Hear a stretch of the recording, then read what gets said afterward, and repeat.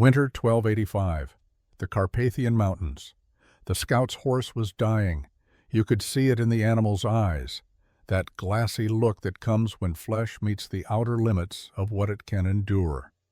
The creature had been driven through mountain passes where the snow reached a man's waist, where the wind cut through wool and leather like a blade through water.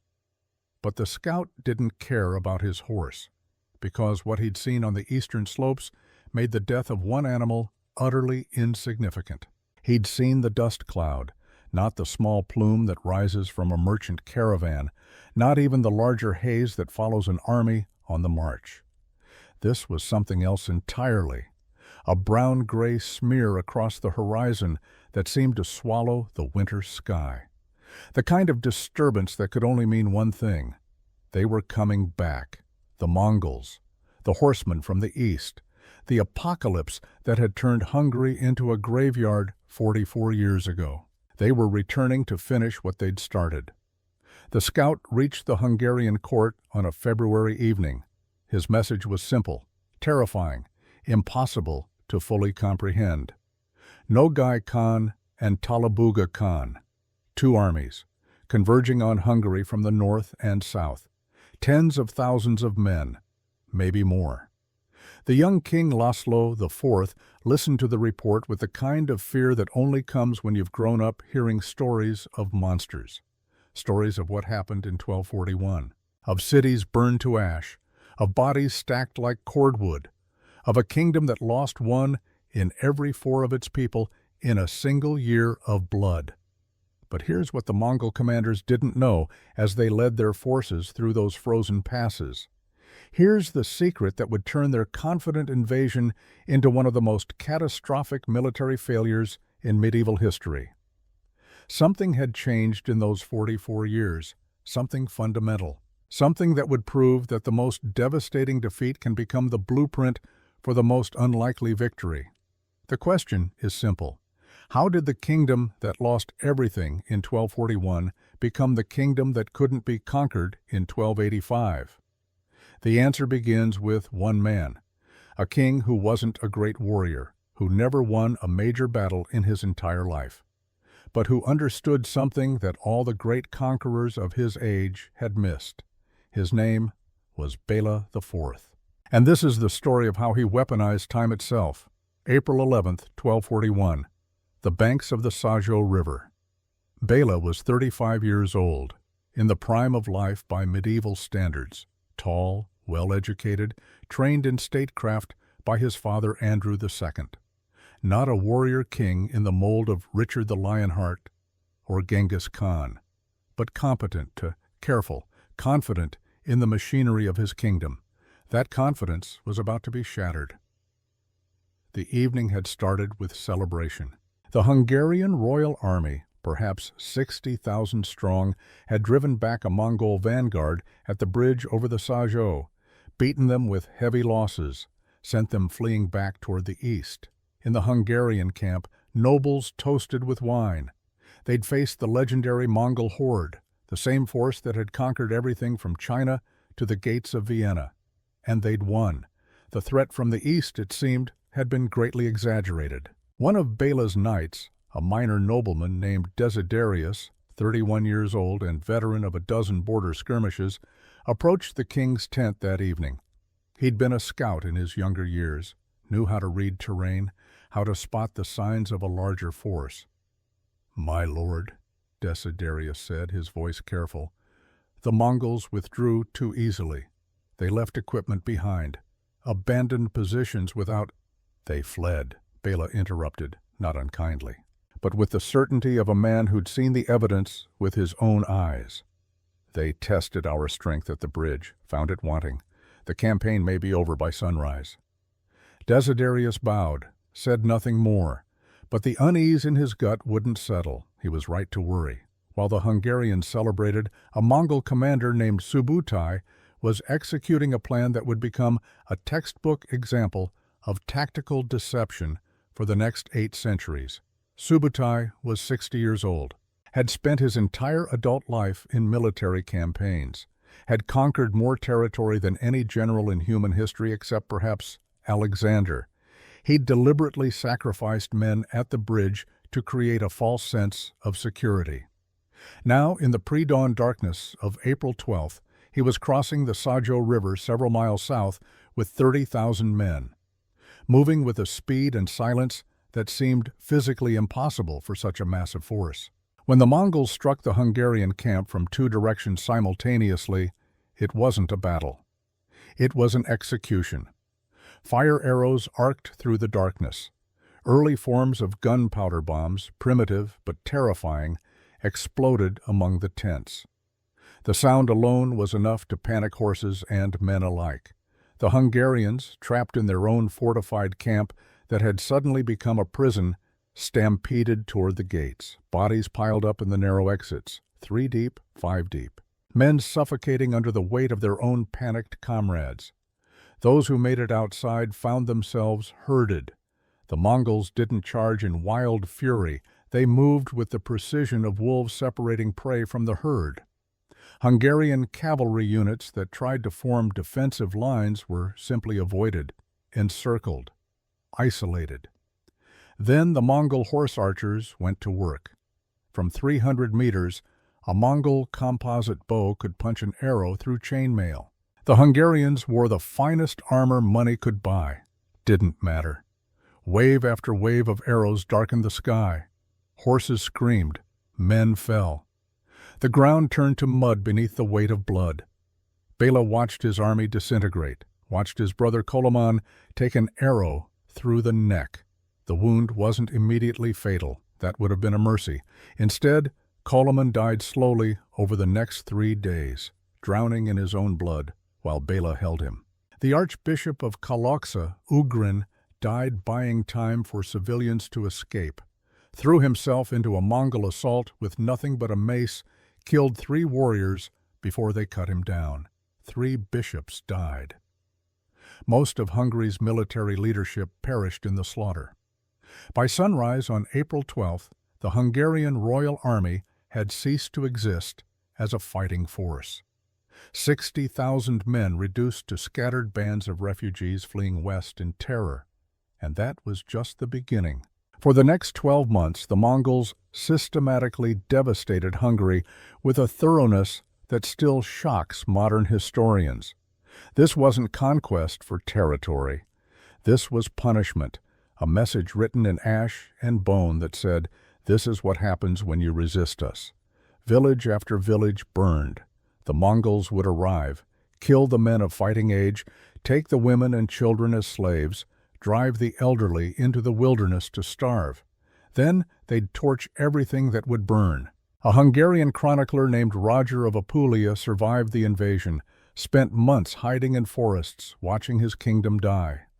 His accounts were so horrific that scholars in later centuries assumed he was exaggerating, inflating the casualties for dramatic effect. He wasn't. Archaeological evidence confirms the scale of destruction. Mass graves. Entire settlement layers showing simultaneous burning. Coins from this period dug up in Sweden and Denmark, looted from Hungarian churches, and carried north by Mongol raiders. Between 300,000 and 500,000 people died.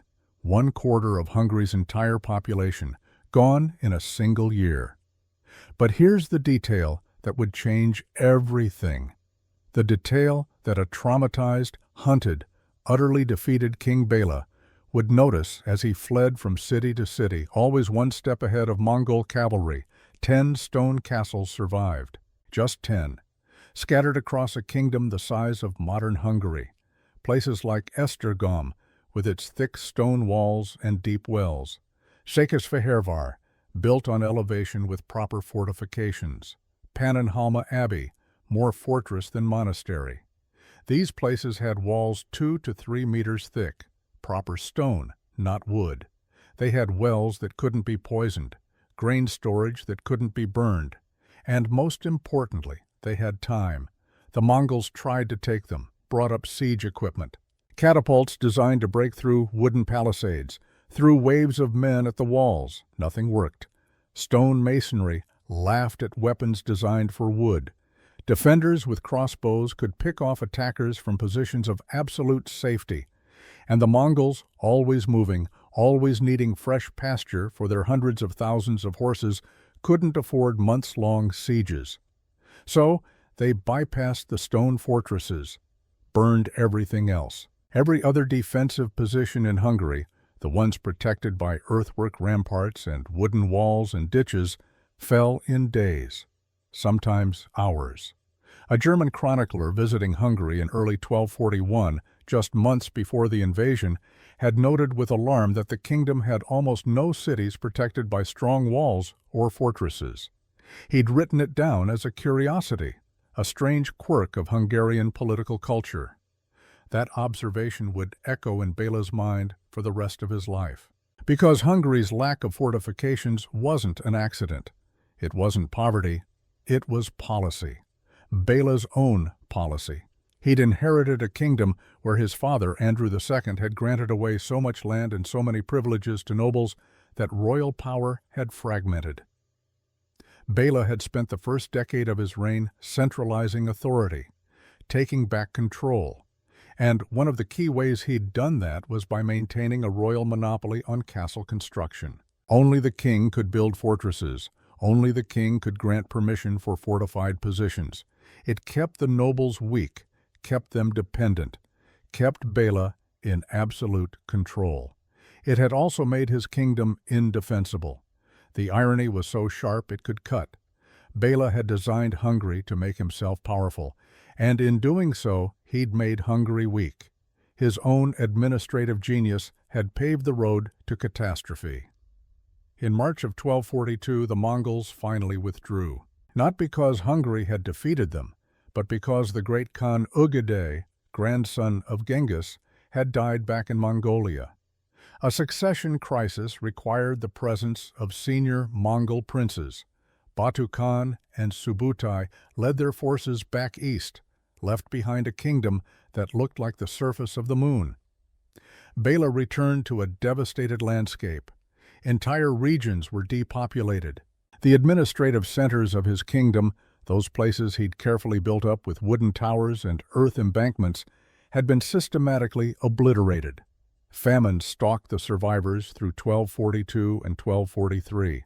Many historians would have expected Hungary to collapse into irrelevance, to become a backwater, vulnerable to every ambitious neighbor. But Béla IV did something remarkable, something that would echo through centuries of military history. He learned. The king was not a great battlefield commander. The Battle of Mohi had proven that decisively, but he was apparently a brilliant strategic thinker, because he conducted what we'd now call an after-action review of the entire catastrophe. And his conclusion was both simple and revolutionary. Hungary had lost because it had no permanent fortifications worthy of the name. Every place with real stone walls had survived. Everything else had burned. Béla was 36 years old.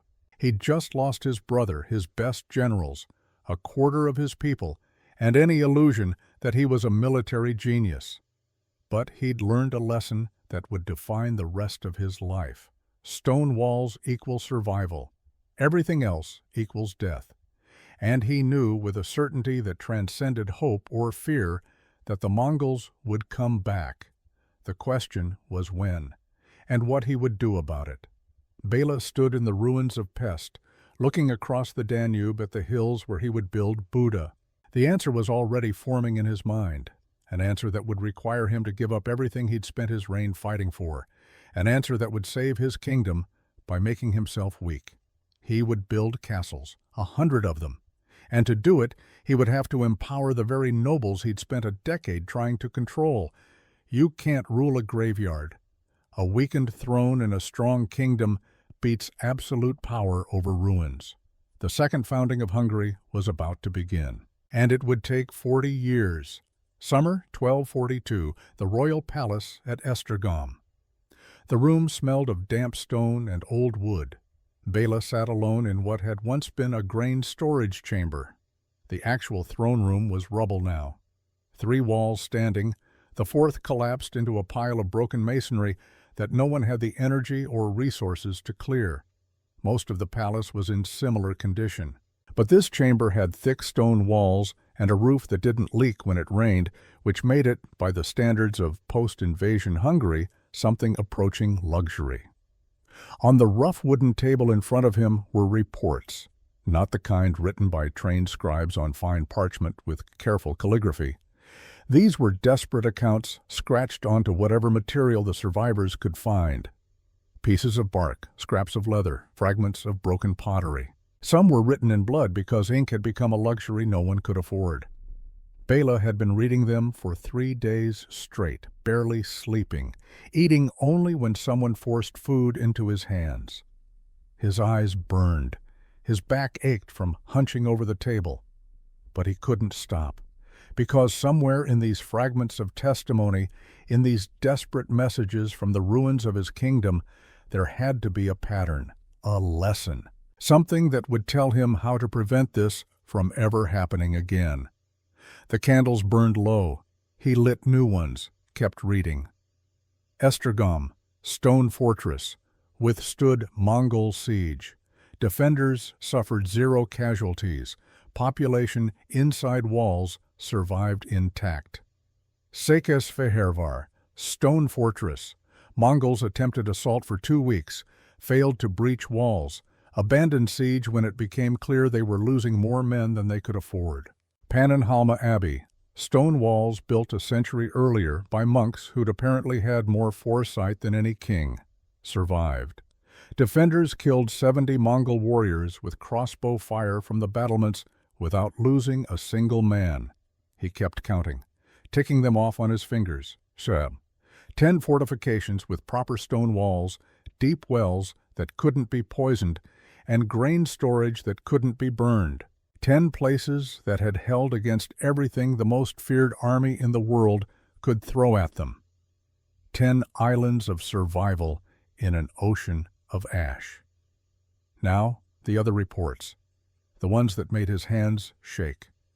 Veszprém, wooden palisade. Bela himself had approved the design 5 years ago, proud of how it projected royal authority while keeping costs manageable. The Mongols took it in 6 hours, population killed or enslaved. The wooden walls burned so hot that the earth underneath was scorched black. Győr, earth ramparts and ditches, traditional Hungarian defensive design, fell in 2 days. The Mongols didn't even bother to occupy it, just burned everything and moved on. Pécs, the city Bela had personally fortified during the 2nd year of his reign, wooden towers, deep ditches, gates that had seemed imposing, fell in less than a day. The defenses he'd designed himself, meant to showcase royal power and control, had been utterly, pathetically worthless. The mathematics were brutal, undeniable. Stone walls equaled survival. Everything else equaled death. It was that simple, that absolute, that unforgiving. Bela pushed the reports away, stood. His legs protested. He'd been sitting for so long that blood flow had nearly stopped. He limped to the window, looked out over what remained of his kingdom, 36 years old, in what should have been the prime of life. But he felt ancient.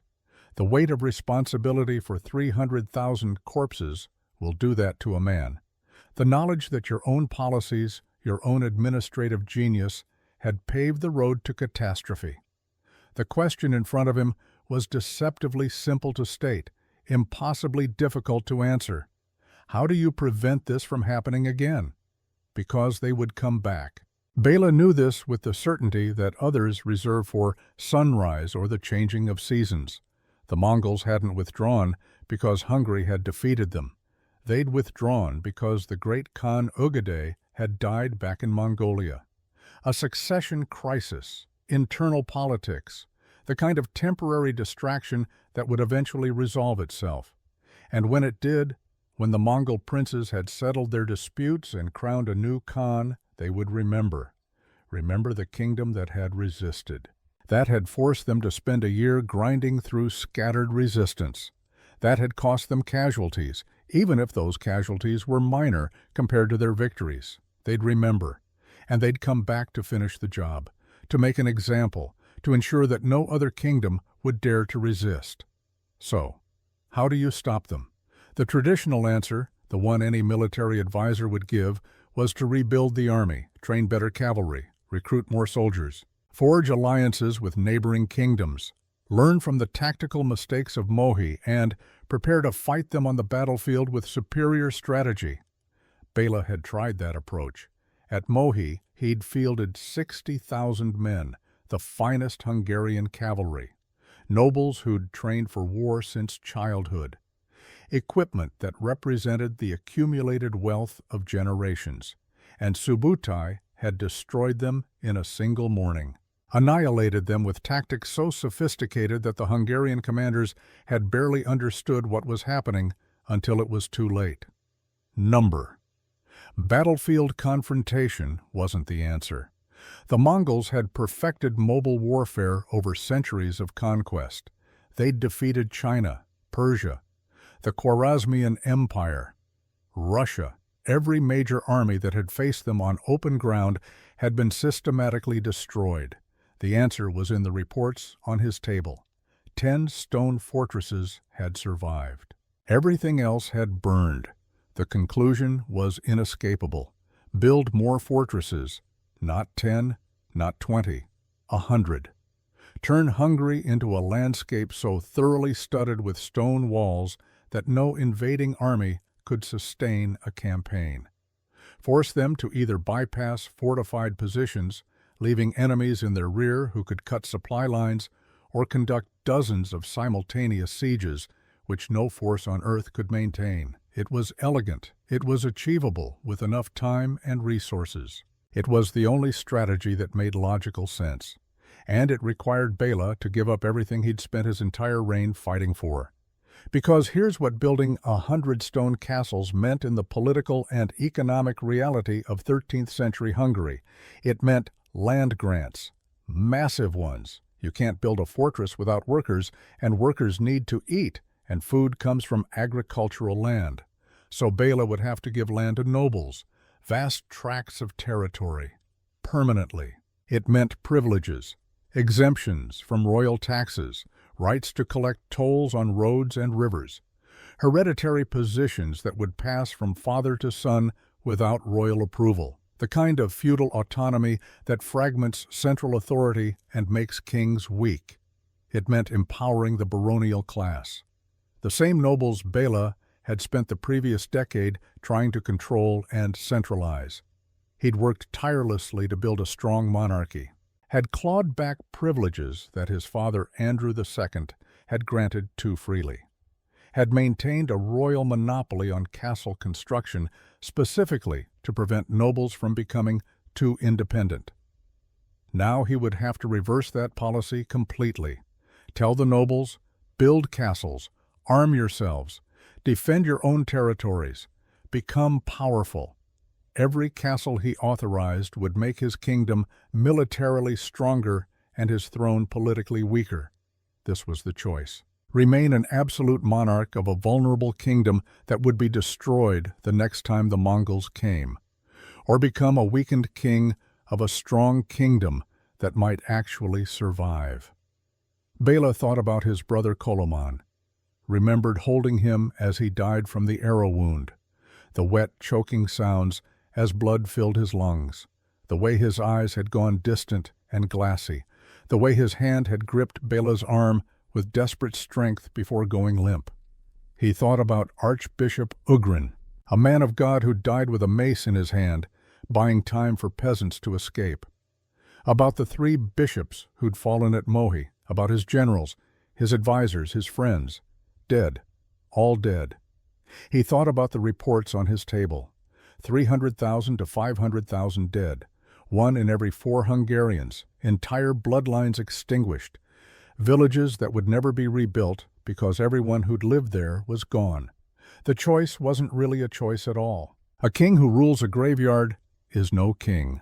A weakened throne in a strong kingdom beats absolute power over ruins.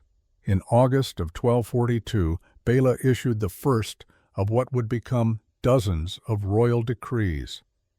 The language was carefully crafted by what remained of his legal advisors, formal, precise, but the meaning was revolutionary. To our beloved Baron Istvan, in recognition of his faithful service and the devastation wrought upon his lands by the eastern invaders, we hereby grant the right and privilege to construct a fortification of stone upon the hill overlooking the Tisa River, together with the necessary lands and resources to maintain such fortification in perpetuity. The pattern would repeat, over and over, letter after letter. Bela, writing to nobles across his shattered kingdom, offering land, offering privileges, offering the one thing that every medieval monarch guards most jealously, permission to build military strongholds that could theoretically be used against the crown itself. The message was simple. Build castles, real ones, stone ones. I'll give you land, I'll give you privileges, I'll give you serfs to work the construction, I'll grant you autonomy that my father spent his reign regretting. Just build fortresses, and build them strong enough to withstand the apocalypse. The reaction from the nobility was complicated, layered, revealing. Some saw pure opportunity, land and power granted freely by a desperate king. They accepted immediately, began planning their fortresses before the ink on the decrees had dried. These were the pragmatists, the men who understood that royal weakness was noble opportunity. Others saw weakness itself. A king so thoroughly defeated, so traumatized by his catastrophic failure at Mohi, that he was buying loyalty with concessions. They accepted the grants, but with contempt barely hidden beneath formal courtesy. Bela could see it in their eyes during audiences. The knowledge that he'd broken the central principle of monarchy: never show weakness, never admit failure, never give away power you might need later. A few, a very few, saw what Bela was actually doing, saw the strategic genius hidden beneath the political sacrifice, recognized that he was building a system, not just fortresses. These were the ones who would become his most loyal supporters in the decades ahead, not out of fear or obligation, but out of genuine respect. Bela endured all of it, the opportunism, the contempt, the knowing looks from older nobles that said, "Your father was a weak king who gave away too much. You criticized him for it. Now you're doing exactly the same thing. How the mighty fall." He endured it because he understood something his critics didn't, something that would take them years or decades to grasp. You can't rule a graveyard. Political power means nothing if your kingdom is ashes and your people are corpses. Better any kingdom than no kingdom. Better any throne, however diminished, than sitting in the ruins remembering when you were strong. The construction began in 1243. By 1245, 3 years into the building program, Bela was 39 years old. He'd aged faster than the calendar suggested. The chroniclers from this period who saw him regularly describe a transformation. The confident young king of 1240 was gone. In his place was a gaunt, driven man who slept 4 hours a night and spent every waking moment obsessing over wall thickness, foundation depth, and siege equipment specifications. He traveled constantly. Despite his advisors' protests that the king should remain in the capital, should project stability and authority, Bela rode from construction site to construction site across Hungary. Inspecting foundations personally, questioning architects about their calculations, learning everything there was to know about fortress design, stone masonry, defensive architecture. He became, in effect, Hungary's chief military engineer, a role no king had ever played before. But Bela didn't care about precedent or dignity. He cared about walls that would stand when the Mongols came back. In the spring of 1245, he visited a massive construction site on the outskirts of what would become the new capital of Buda. The old capital, Pest, sat on the vulnerable plains across the Danube, flat ground, indefensible. Bela had already made the decision to abandon it, to relocate the entire administrative center of Hungary to more defensible terrain. The decision had shocked his advisors. Moving a capital was unprecedented, expensive, logistically nightmarish. Bela didn't care. Pest had fallen in days during the invasion. The new capital would be a fortress that could withstand months of siege. The construction site was organized chaos. Hundreds of workers hauling stones from quarries miles away. Masons shaping blocks with hammer and chisel. Engineers arguing over measurements and angles. Wooden scaffolding rising like skeletal fingers toward the sky. The sound of iron on stone, the shouts of foremen, the creak of pulleys and ropes, the smell of sweat and dust and fresh-cut timber. Among the workers was a peasant woman named Erzsébet, 28 years old. Thin to the point of emaciation, which was common in post-invasion Hungary. She'd lost her husband and 2 young children during the Mongol rampage, had survived by hiding in a forest for 8 months, living on bark, roots, whatever she could forage, had watched from hiding as Mongol warriors burned her village and drove the survivors into the wilderness to die. Now she hauled stones, 8 hours a day, sometimes more. Backbreaking work that left her hands bleeding and her shoulders screaming. But it was work. It was purpose. It meant contributing to something larger than herself. It meant that her husband and children hadn't died for nothing, that their deaths would buy safety for others. Bela noticed her because she was arguing with a foreman. Her voice, hoarse from years of breathing smoke during the burning of villages, carried across the construction site. The grain storage chambers need to be sealed, she was insisting, not just covered, properly sealed. Otherwise, everything you store will rot within a year. The foreman was dismissive. A large man, used to being obeyed, not questioned by peasant women. We'll cover them with wooden planks and, I know what rot looks like, Erzsébet interrupted. Her voice was flat, matter-of-fact, the voice of someone who's seen too much to care about social hierarchy. I watched grain stores go bad during the famine years after the invasion. If you don't seal the chambers properly, if moisture gets in, everything you've stored becomes worthless. And when the Mongols come back, people will starve behind these walls because someone was too proud to listen. The foreman's face reddened. He opened his mouth to put this uppity peasant in her place. Explain, Bela said, stepping forward from where he'd been observing. The foreman stammered, bowed. The king was not supposed to speak directly to peasants. It violated multiple layers of social protocol. Medieval society had rules about these things, hierarchies that everyone understood. Erzsébet, either too traumatized to care about protocol or too exhausted to notice the breach, turned to Bela and explained. Grain needed to be kept completely dry, not just mostly dry. Completely, that meant sealed chambers. Stone walls, yes, but also sealed openings. No gaps for moisture to seep through. Ventilation that could be controlled, opened when needed, and closed when weather threatened. Temperature management through strategic placement of storage rooms in the coolest parts of the fortress. She'd learned all this the hard way, watching food supplies spoil while people starved, making mistakes that cost lives, surviving through observation and adaptation. Bela listened, asked detailed questions. How thick should the seals be? What materials worked best? How did you prevent condensation without sacrificing air circulation? Within an hour, he'd implemented her suggestions across every castle under construction in the kingdom. Sealed grain chambers became standard. Ventilation shafts with controllable shutters, temperature management through careful architectural planning. It was a small innovation in the grand scheme of fortress construction. But it was the kind of detail that would matter when an army was under siege. The difference between a fortress that could hold out for 3 months and one that could hold out for 6. The difference between survival and starvation. Bela thanked Erzsébet, moved on to inspect the next section of construction, but the interaction stayed with him, because she represented something important, something he needed to remember. The survivors. The people who'd endured the apocalypse and emerged not broken, but harder, smarter, more determined.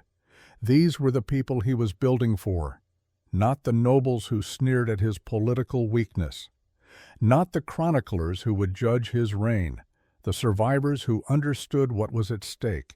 He would build walls, and those walls would stand. And when the Mongols came back, those walls would shelter people like Erzsébet. would give them a chance to survive.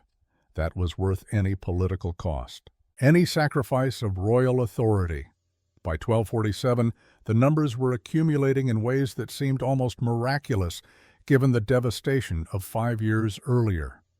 14 stone castles completed or under serious construction, 20 more in the planning stages. Architectural diagrams spread across tables in Esztergom. Engineers recruited from France and the Holy Roman Empire, men who understood advanced fortification techniques.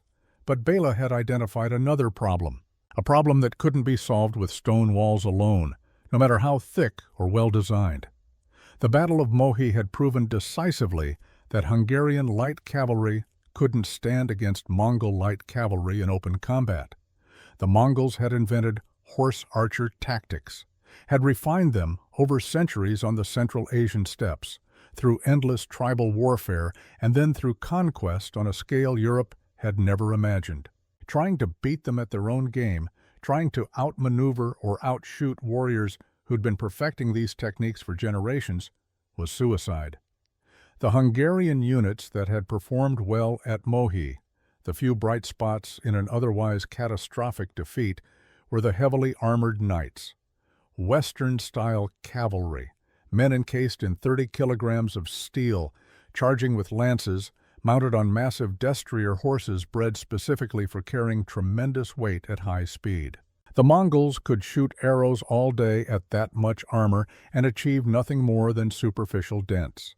And when heavy cavalry caught them in close combat, when those lances hit home, the Mongols died. Their superior mobility meant nothing if they couldn't damage their enemy and couldn't escape when that enemy closed to melee range.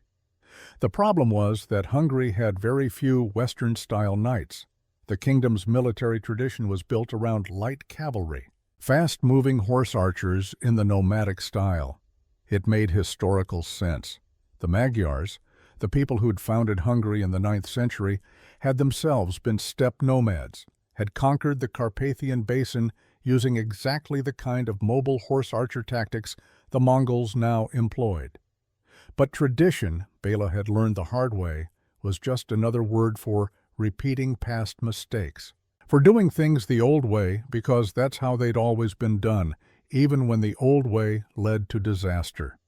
In 1247, he negotiated a deal with the Knights Hospitaller, one of the great military orders born from the Crusades. Warriors who'd spent decades fighting in the Holy Land, learning and perfecting the techniques of heavy cavalry warfare.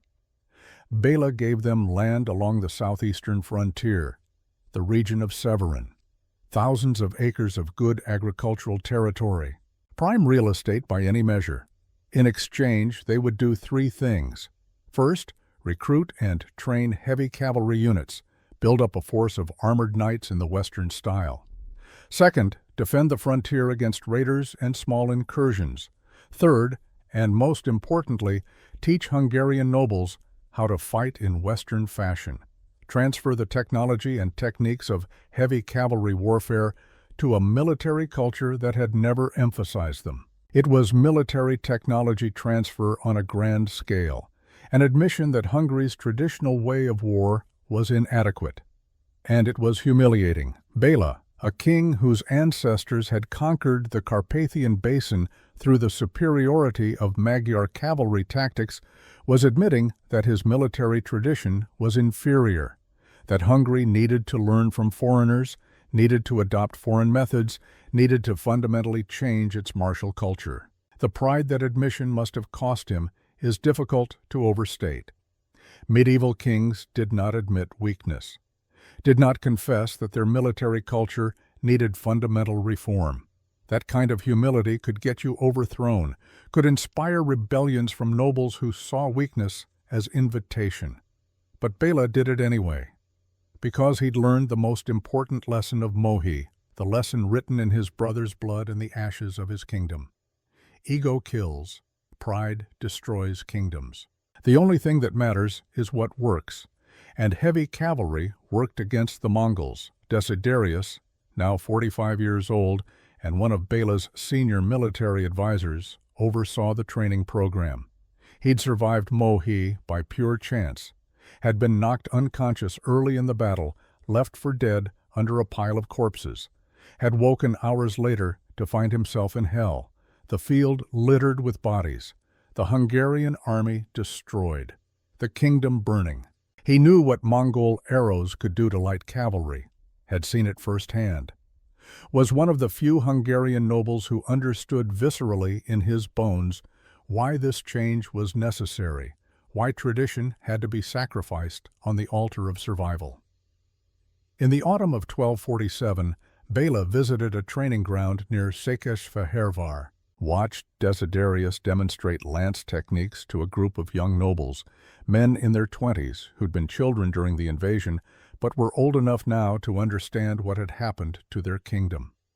"The key," Desiderius was saying, his voice carrying across the training field, "is the impact. You're not trying to outmaneuver them. You're not trying to shoot them from a distance. You're not playing their game. You're trying to hit them so hard, with so much concentrated force, that they die before they fully understand what's happening." He demonstrated, mounted on a massive destrier, lance leveled, accelerating to full gallop. The wooden target, a post wrapped in leather to approximate a human torso, exploded under the impact. Splinters flew. The force was tremendous, enough to punch through armor, through bone, through anything. "This," Desiderius said, turning his horse to face the watching nobles, "is how you beat Mongol cavalry. You make them afraid to get close. You make their mobility irrelevant, because closing to effective archery range means death. And when they inevitably try to flee, when their tactics fail them, you have fortresses to retreat to. You strike from strongholds, return to strongholds, force them to make impossible choices." Bela watched in silence. This was the system emerging. Castles for defense, heavy cavalry for offense, logistics for endurance. All three elements working together, supporting each other, creating something greater than the sum of its parts. It was elegant in its brutality, and it would take decades to fully implement. Decades that Bela might not have. Decades during which the Mongols could return at any moment. He was 42 years old. The construction and military reforms were consuming his life, his health, every ounce of energy and political capital he possessed.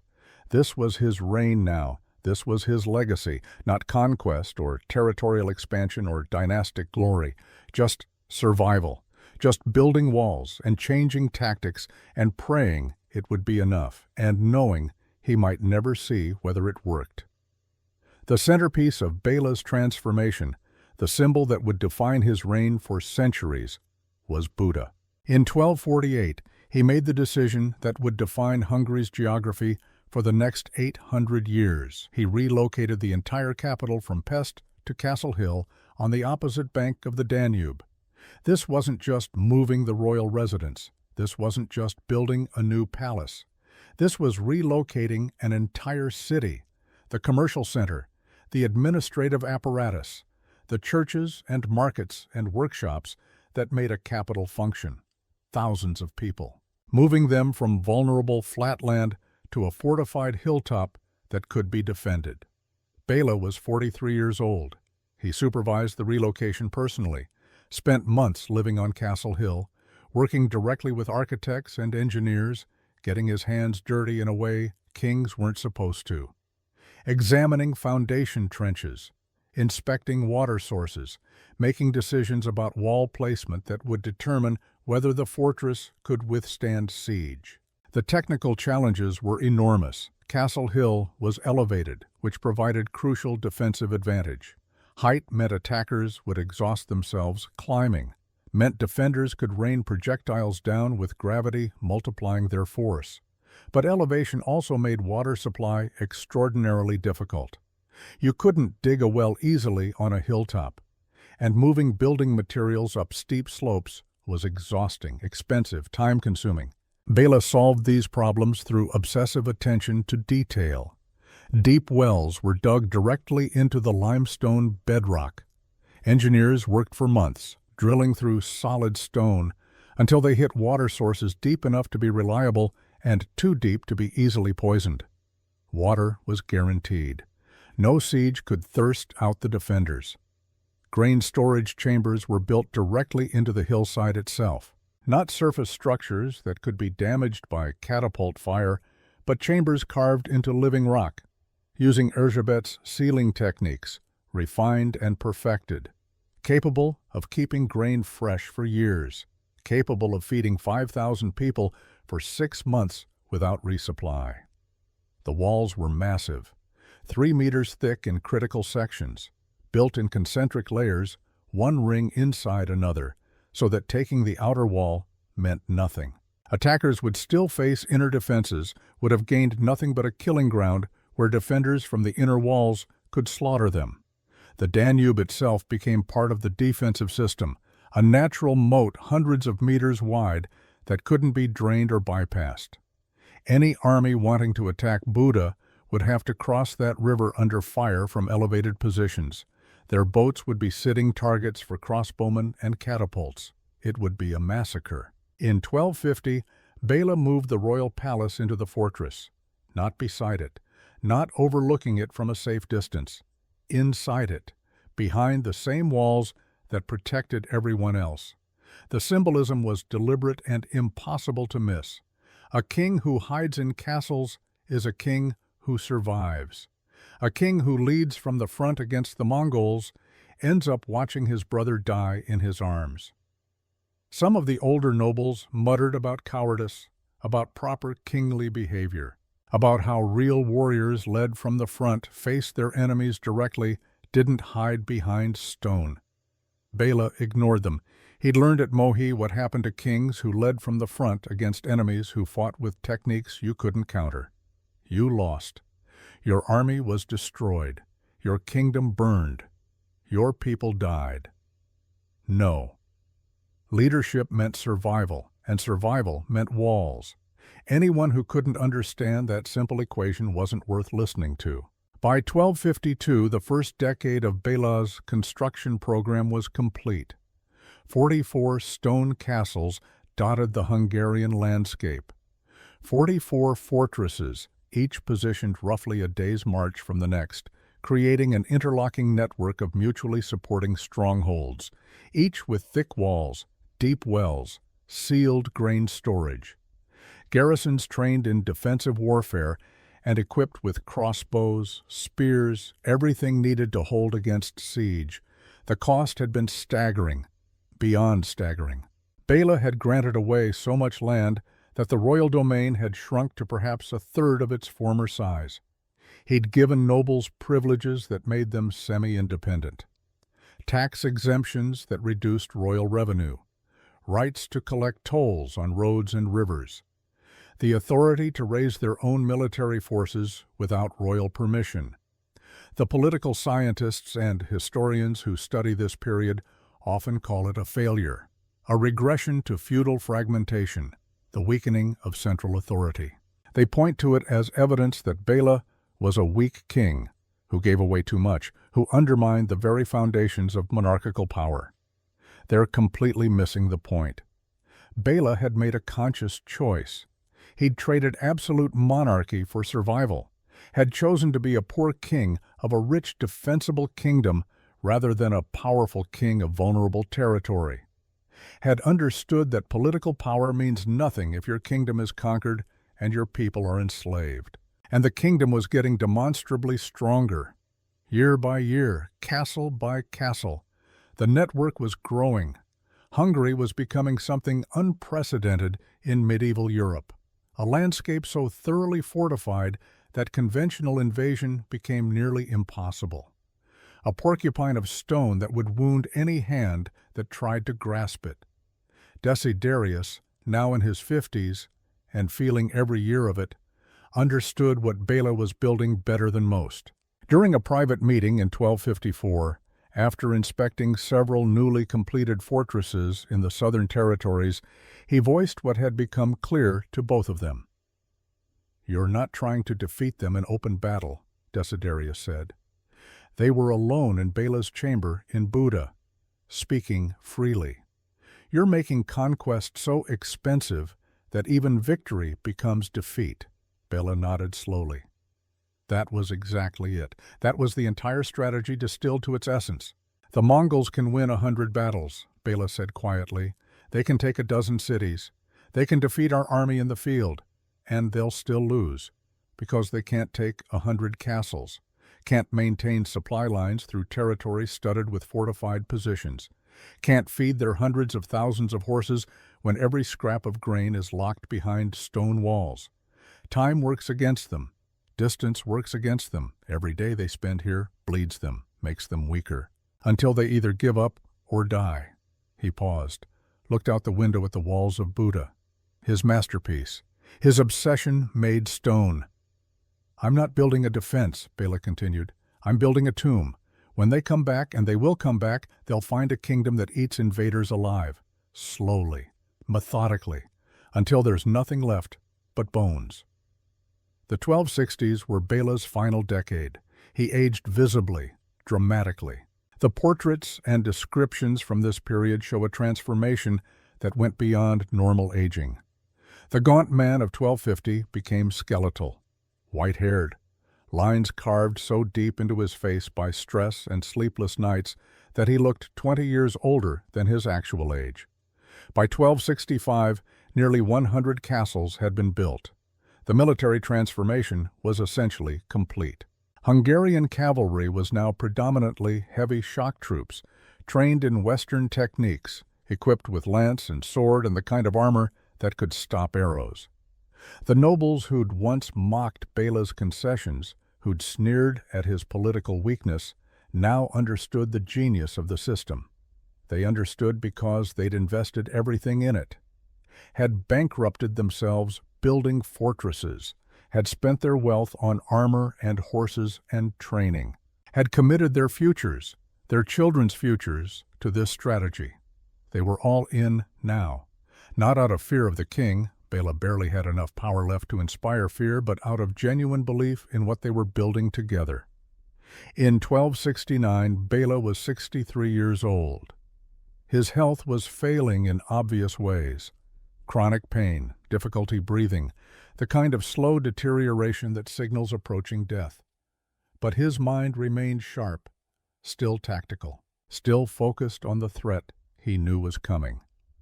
That autumn, a scout brought disturbing news. Mongol reconnaissance units had been spotted probing the eastern frontier. Not raiding, not attacking, just observing, testing responses, gathering intelligence about Hungarian defenses and capabilities.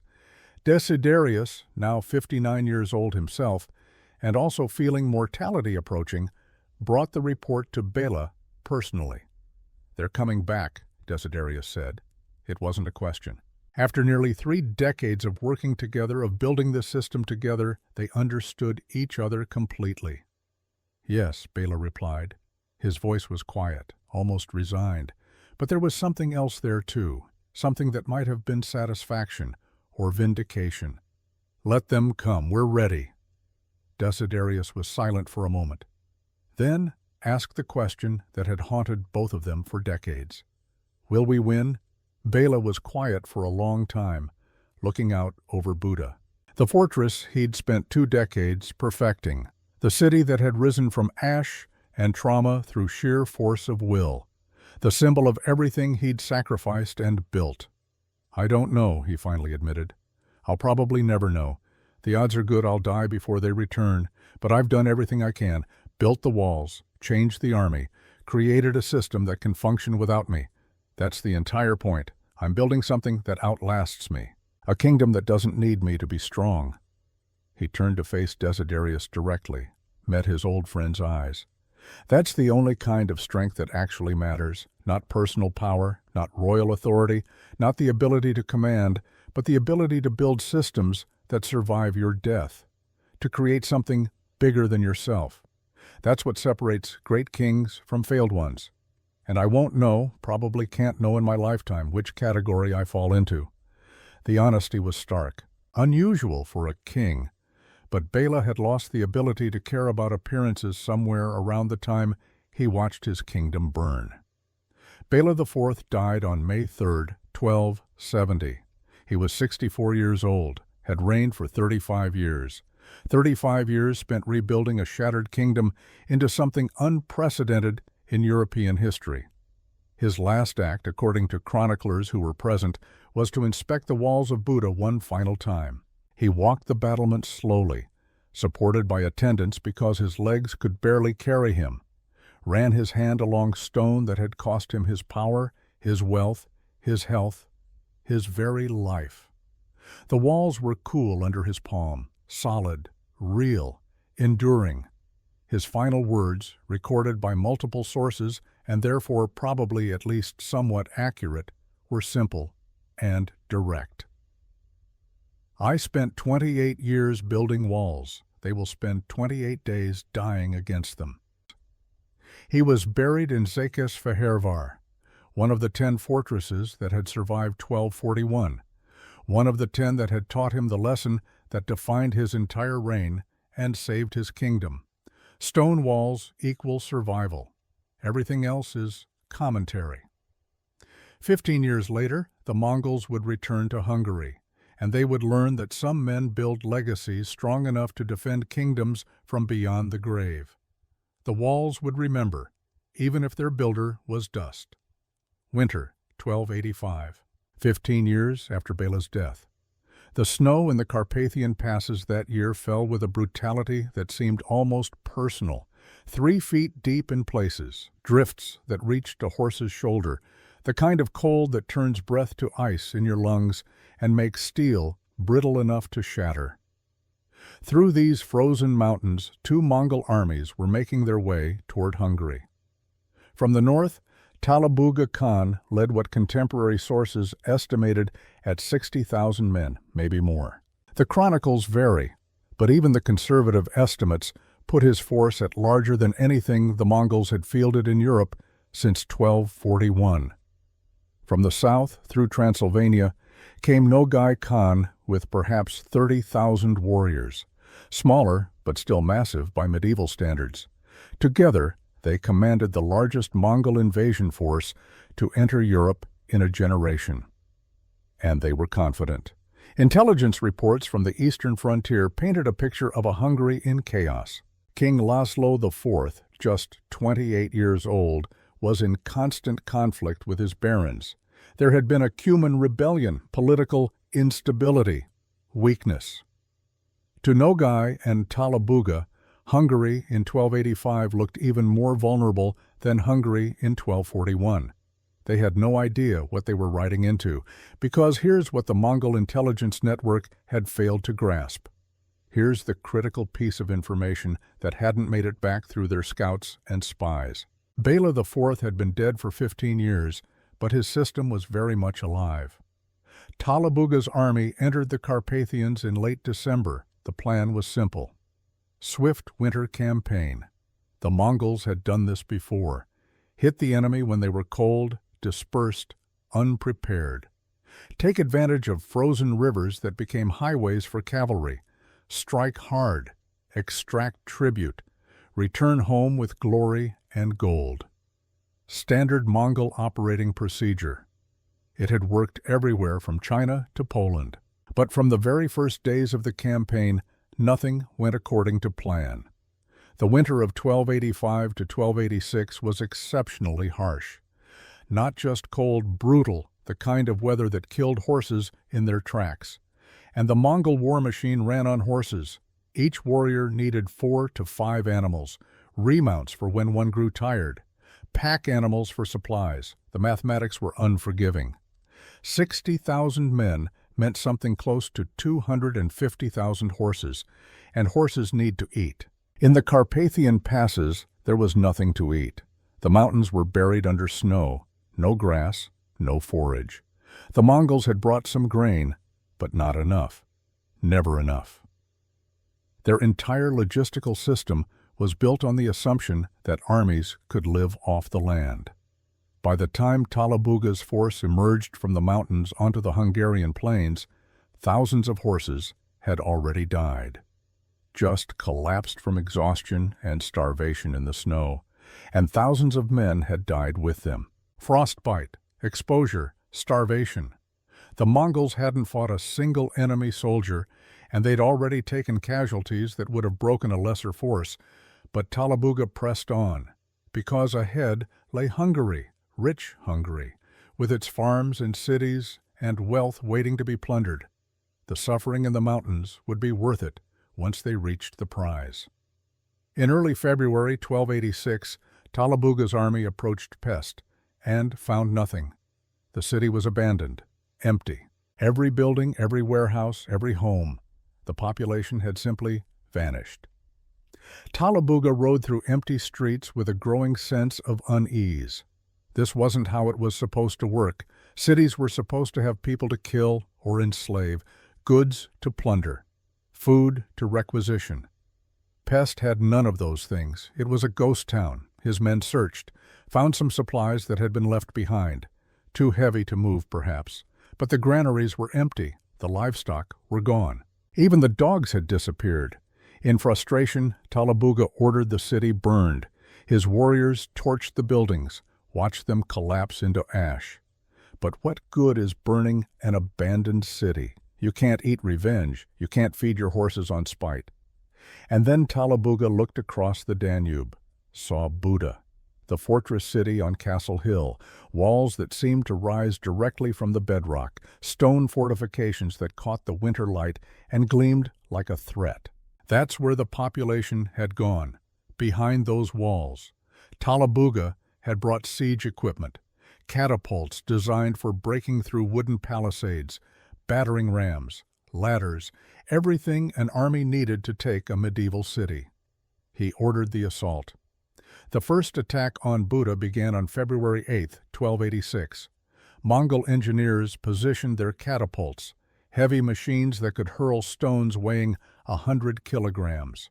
They'd use these weapons to devastating effect against Chinese fortifications, against Persian citadels, against Russian wooden Kremlins. They launched their bombardment, watched the stones arc through the winter air, heard the impact against Buda's walls, and saw absolutely nothing happen. The stones hit, bounced off, left minor chips in the masonry. The walls were 3 meters thick in places, solid stone, built to Bela's exacting specifications, built with the memory of 1,241 burned into every block. Catapults designed for wood were useless against proper stone masonry. Talabuga ordered a direct assault, waves of warriors with ladders, charging the walls, trying to overwhelm the defenders through sheer numbers. From the battlements, Hungarian defenders waited. Crossbowmen, archers, men positioned behind murder holes and crenellations, safe, protected, with clear fields of fire. The Mongols came at the walls in waves, brave men. Experienced warriors. They'd conquered half the known world, and they died in heaps at the base of Buda's fortifications. Crossbow bolts punched through armor at close range. Boiling oil poured from murder holes. Rocks dropped from overhead crushed skulls and shattered bones. The approaches to the gates became killing grounds where bodies piled 3 deep. The Mongols fought for 3 days, lost 300 men, gained nothing, not a single breach, not a single foothold on the walls. On the 4th day, Talabuga pulled back to reassess. Inside Buda, Erzsébet moved through the grain storage chambers. She was 68 years old now, white-haired, bent with age, but her mind was sharp as ever, and she'd spent 40 years preparing for this exact moment. The sealed chambers that she'd designed back in 1245 were working perfectly. Grain stayed dry, stayed fresh. The fortress had enough food to feed 5,000 people for 6 months. Outside, the Mongols were starving. Inside, the Hungarians had plenty. Erzsébet allowed herself a small smile. Bela had listened to a peasant woman all those years ago, had implemented her suggestions across the entire kingdom. That decision was saving lives now. She moved to the next chamber, checked the seals, made sure the ventilation was controlled. The work of survival continued, but Buda wasn't an isolated fortress. And this is where Bela's genius truly revealed itself. Because 40 kilometers to the northwest, at Esztergom, Desiderius was coordinating a very different kind of warfare. He was 75 years old, too old to sit a horse for long cavalry charges, too old to wear armor for more than an hour without exhausting himself. But his mind was still tactical, still strategic, still remembering every lesson from Mohi. From Estergom's walls, he could see Mongol detachments moving through the countryside, foraging parties, supply trains, small units dispersed across the landscape trying to find food for an enormous army. Desiderius sent out the heavy cavalry, not to fight the main Mongol force. That would be suicide, but to hit the scattered foraging parties, small units of Hungarian knights, 40 or 50 men, crashing into Mongol detachments of similar size, hitting them hard, killing everyone, taking their supplies, then retreating back into the nearest fortress before the Mongols could concentrate against them. This was the system Bela had built. Castles weren't just defensive positions. They were bases for offensive operations, launch points for raids that bled the enemy without ever giving them a target they could destroy. The Mongol response to horse archers was more horse archers. Their response to heavy cavalry charging at full speed was to get out of the way and hope their horses were fast enough. But when those heavy cavalry units could retreat into stone fortresses, there was no effective counter. The Mongols would arrive to find the gates closed, the walls manned, and no way to retaliate without conducting a weeks-long siege, so they didn't retaliate.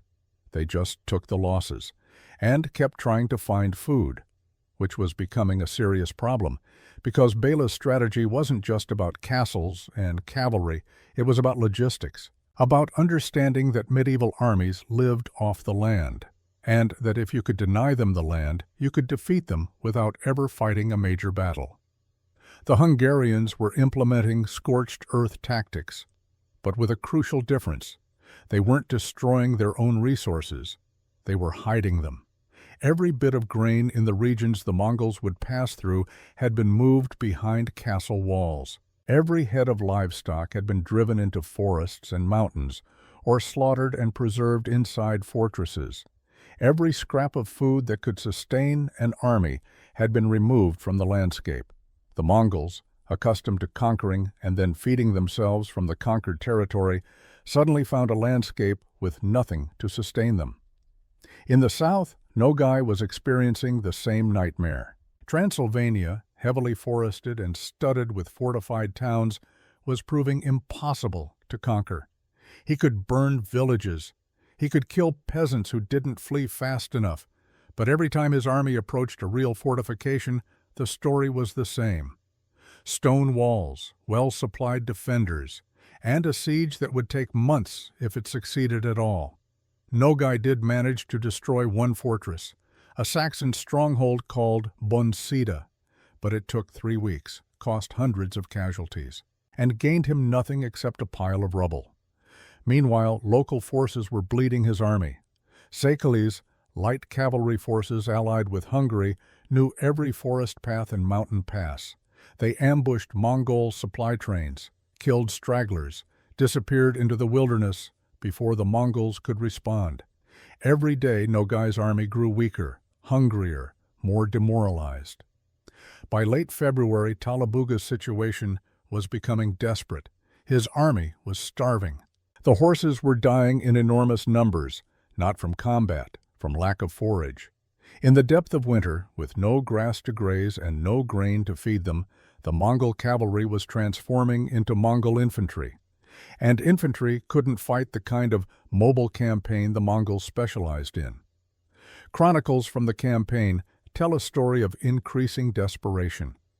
The Galician Volhynian Chronicle, written by someone who interviewed survivors, records that thousands of men died from hunger, that the Mongol camp became a place of misery and disease. Inside those camps, men like Temür were learning what defeat tasted like. Temür was 26 years old, Mongol warrior, grandson of a man who'd ridden with Genghis Khan himself. He'd grown up hearing stories of conquest, of cities taken, of enemies destroyed. The Mongol Empire was the greatest military force in human history, and Temür had been proud to be part of it. Now he was eating his horse. They'd slaughtered it 2 days ago, one of his 4 mounts, dead from starvation and exhaustion. The meat was stringy, tough, but it was food. Around him, other warriors were doing the same. The camp was littered with horse carcasses. The smell of death hung over everything. Temür didn't understand. The Mongols had conquered China, Persia, Russia. They'd defeated every army they'd ever faced. How were they losing to walls, to an enemy that wouldn't even fight them? An older warrior, 50 years old and veteran of a dozen campaigns, sat beside him, chewing on horse meat, staring at nothing.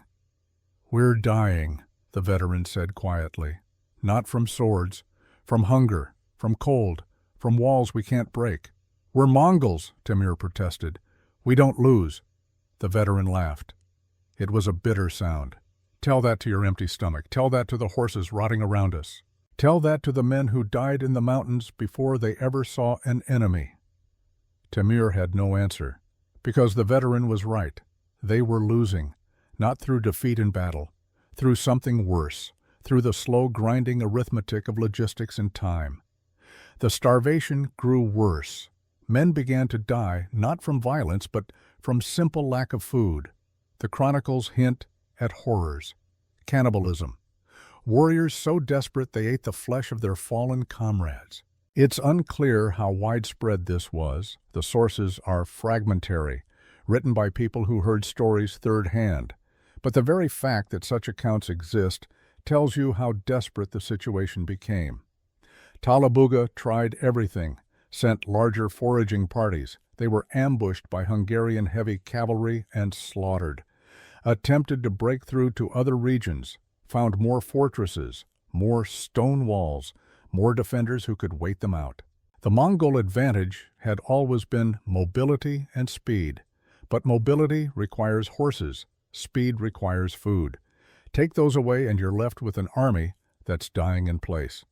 In early March, King Laszlo IV finally marched against the Mongols with the Hungarian royal army. He was 28 years old, young, inexperienced, not a military genius by any measure. But he didn't need to be, because he wasn't facing a confident horde of conquering warriors. He was facing a starving, demoralized rabble trying desperately to get home. The battle near Pest was less a fight than a slaughter. The Mongol survivors, weakened by months of starvation and cold, broke almost immediately, fled back toward the Carpathians. And this is where the Seychelles completed the destruction. The light cavalry forces that knew every mountain pass, that had been raiding Mongol supply lines for months. They ambushed the retreat again and again, turning an orderly withdrawal into a panicked rout. The chronicles record horrors. Mongol soldiers so desperate for food that they plundered cities that were supposed to be Mongol allies, robbed their own vassals for grain and livestock because they were starving. Nothing says total strategic failure quite like having to rob your own side to avoid starvation. By the time Talabuga's remnants limped back into Mongol territory, he'd lost the majority of his army. Some estimates put Mongol casualties at 50 to 70%. Not from battle, from starvation, exposure, and ambush during the retreat. Nogai fared slightly better in the south, held out until spring. But he faced the same grinding reality. Every castle was impregnable. Every attempt to forage was attacked. Every day his army grew weaker. After suffering several serious defeats at the hands of local forces, not even the Hungarian Royal Army, just regional militias and noble retainers, Nogai withdrew. His column was also ambushed by Seychelles during the retreat. Heavy casualties, humiliation. The contrast with 1241 couldn't be more stark. 44 years earlier, the Mongols had conquered most of Hungary in a matter of months. Killed a quarter of the population, destroyed the kingdom's army. Now they couldn't take a single major castle, couldn't bring the Hungarian king to battle on their terms, couldn't even feed themselves. The invasion was a comprehensive, humiliating failure. In the aftermath, Desiderius made one final journey. He was 75 years old, knew he didn't have much time left. But there was something he needed to do. He traveled to Székesfehérvár, to Béla's tomb, walked slowly to the stone marker that bore the inscription of a king who'd saved his kingdom by making himself weak. Desiderius stood there for a long time, remembering the panic of Mohi, the despair of the years that followed, Béla's obsessive determination, the decades of construction, the military reforms, all of it. "You were right, my lord," Desiderius said quietly. "You never saw this day, but your walls did, your strategy did. The kingdom you built defeated them without you." He placed his hand on the tomb, cold stone, solid, enduring. "They came back, just like you knew they would, and we were ready, just like you promised we'd be." Desiderius left Székesfehérvár that evening, died 6 months later in his sleep, peacefully, which was more than most men of his generation got. But he died knowing that Béla's 40-year gambit had worked, that patience and preparation had defeated the most feared army in the world. The historians who study this period call Béla IV the second founder of Hungary. It's not hyperbole. Without his vision, without the 4 decades of preparation that followed the catastrophe of 1241, Hungary would almost certainly have been absorbed into the Mongol Empire. Instead, it survived, thrived, became one of the great powers of late medieval Europe. The castles Béla built continued to serve Hungary for centuries. When the Ottoman Turks invaded in the 15th and 16th centuries, they faced many of the same fortifications that had stymied the Mongols. Buda, Esztergom, Székesfehérvár, still standing, still defiant. That's what good strategic planning looks like. Building capabilities that remain relevant even as circumstances change. But the broader lesson here goes beyond Hungary, beyond the Mongols. It's about the nature of defensive warfare itself. In our modern world, shaped by blitzkrieg and shock and awe, we tend to think of defense as passive, reactive, ultimately inferior to offensive action. But Hungary's victory demonstrates something different. Defense, when properly conceived and executed, can be devastatingly effective. It's not about standing still and absorbing hits. It's about creating a system that makes conquest so expensive, so time-consuming, so uncertain that even a superior attacking force can't sustain the effort. Think about Finland in the Winter War of 1939 to 1940, a tiny nation that held off the Soviet Union, not by matching them tank for tank or soldier for soldier, but by making the cost of conquest exceed what the attacker was willing to pay. Think about Afghanistan in the 1980s, guerrilla forces that defeated a superpower, not through superior firepower, but by extending the timeline beyond what the invader could sustain. Think about asymmetric warfare in the modern era, smaller forces using terrain, patience, and strategic depth to negate the advantages of larger, more technologically advanced armies. That's what Hungary did in 1285. Made conquest cost more than it was worth, turned military advantage into strategic quagmire. The Mongols were the most effective military force of the 13th century. They conquered the largest contiguous land empire in human history, defeated every major army they faced from China to Poland. Their tactics, their mobility, their ruthlessness, all of it was optimized for conquest. But they lost to Hungary. Not because Hungary was stronger, but because Hungary had learned from defeat, had prepared systematically, had executed a strategy that turned Mongol strengths into vulnerabilities.